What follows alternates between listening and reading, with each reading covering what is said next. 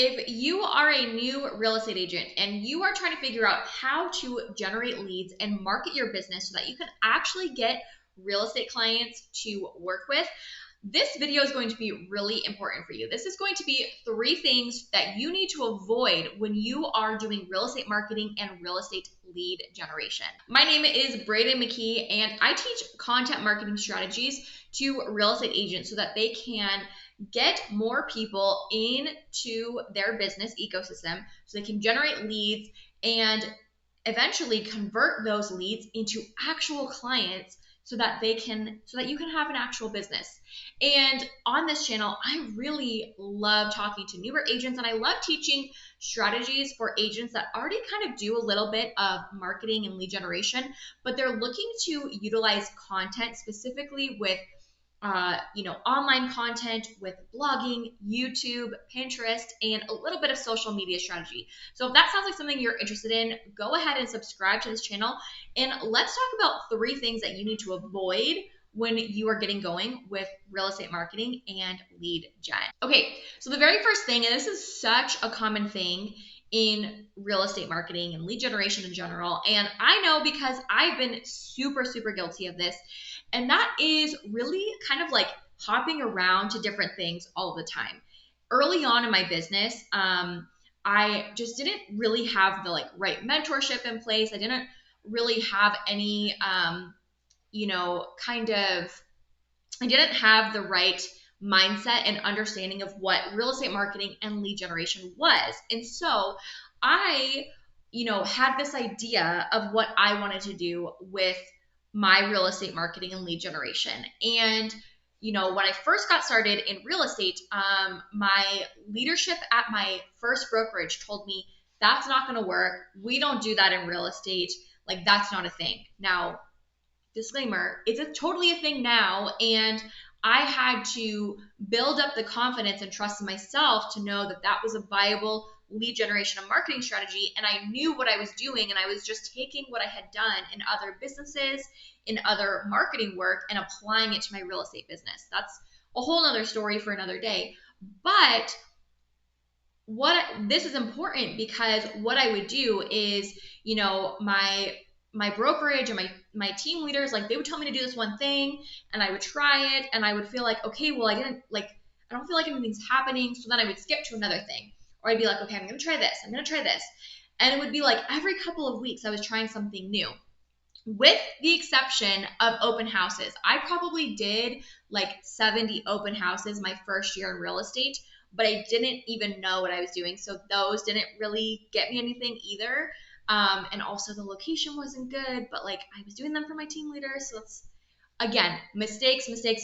But now I can tell you that there was some things that I think I was doing early on that were starting to get traction, but I didn't give them enough time to really season.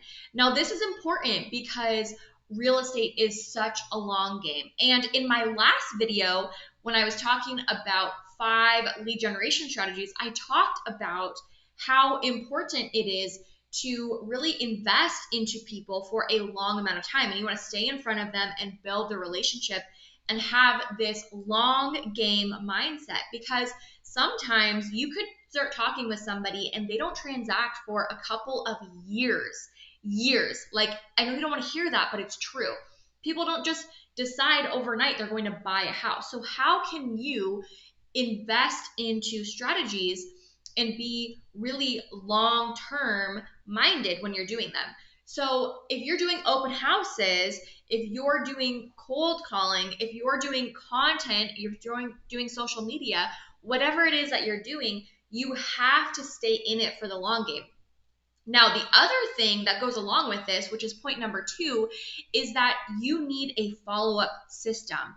Because if you're going to be invested for the long term into your leads, into your lead generation and marketing strategy, but you're not invested into the follow-up, what's going to happen is you're not going to be in front of the leads that you are generating when it is their turn. When they decide, I'm ready to buy, I'm ready to sell, I'm going to relocate, whatever it is, if you're not the one that's in front of them, they're going to go to somebody else unless they just really know that you're the person for them. So your follow-up is extremely critical, and follow-up needs to be done in a variety of ways. But the number one thing that you need, if you are not already incorporating it, is an email marketing follow-up strategy. Now, a very basic approach to this would be that you get people on, you get leads, and they're on your email list, they're in your database, and at minimum, they are getting a once a month email from you with local and real estate updates. That is a bare minimum viable strategy for you to be able to invest into these relationships long term.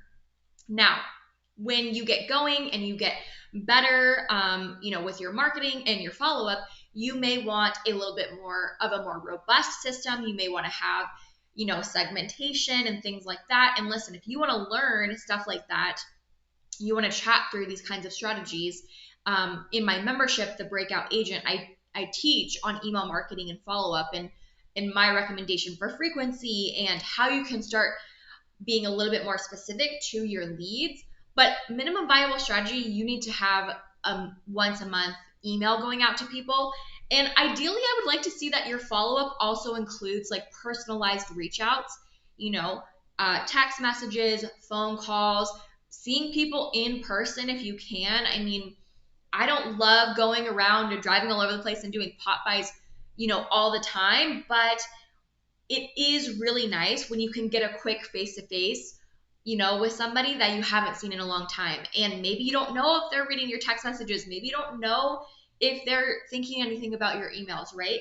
But if you could see somebody face-to-face and you're dropping them off a little something, that is like a nice way to follow up with somebody. So you definitely need to be invested in follow-up for like years. Like if somebody comes onto your email list and into your database, you need to have the mindset, I am following up with this person for like 5 to 10 years, no matter what. That needs to be your mindset. And then the third mistake that you need to avoid when it comes to real estate marketing and real estate lead generation is you need to avoid the mindset of being very transactional versus relational and value driven.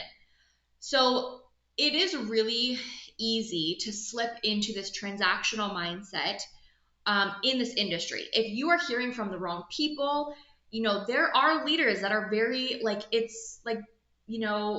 transactional.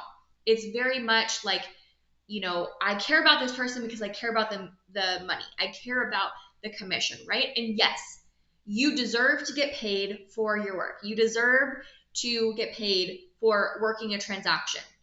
I'm not saying that, but I'm saying when you are doing lead generation and marketing, you need to be the person who is willing to give somebody the information, the value, the okay that, what, if this isn't the right fit for them, you're okay letting them go somewhere else. Or you're okay if it's not the right time for them. Or, you're okay if maybe they need to hire a different agent for whatever reason. Maybe they have a family member that it's just going to like crush them if they do not hire their family member and they just couldn't live with themselves, right? There's so many scenarios that you need to be okay with, and you need to learn that it's not always about you, but it's about the person on the other end. Because when you are value driven in your marketing and in your lead generation, it is going to come back to you in some way or other. You might not be able to see it at the time, but you absolutely are going to earn something in place of whatever you might have lost or what you feel like you lost. It is not ours until the commission check is in our hand, truly. And so if you can replace the transactional mindset where you're only looking at somebody as a commission, as a transaction, as money, income into your bank, and you can look at it as, how can I serve this person? How can I help them? How can I help them to reach their goals? If you help enough people reach their goals, you are going to be able to reach your goals tenfold. And it is a really hard mindset to achieve. And it's also not linear. You may be really good at this sometimes, and then you may have some slow months or a slow period in your business and kind of fall into that, right? But working on the mindset of being value driven and value based is going to be so, so helpful for you. So those are the three things that you absolutely need to avoid and work on when you are doing real estate marketing and lead generation in order to really just maximize what you're doing and increase your brand value, if you will, and to make you somebody who people want to work with, who that makes people want to come to you and to seek you for the information and for help when it comes to real estate in your area.